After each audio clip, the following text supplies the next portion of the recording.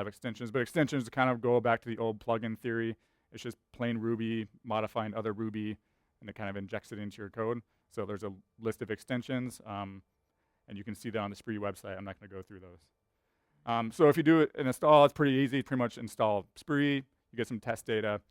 You get the back end, or you get the front end, which is on the left, and you get the back end, which is on the right, and it's pretty easy to go.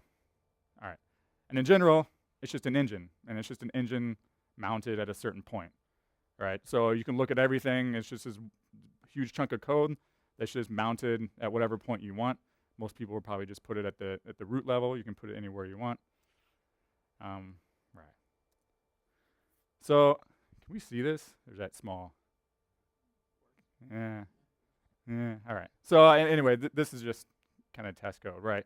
So there is a whole lot of configuration that they have. Some of it which works and some of it which does not.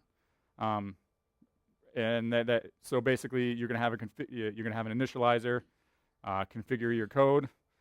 This is actually our configuration. This is what we use. With the huge warning. Warning, not all configuration works as advertised, as we found out by trial and error. All right.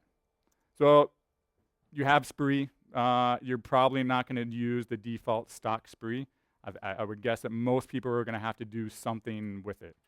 If you're using the default stock Spree, great, but I think most people, your business is going to require you to do something else. So first thing we have to do is calculators, because we have business, they have, this is coming from the business. They want certain promotions that deducts based on whatever, a purchase history or based on the item and blah, blah, blah, all these rules.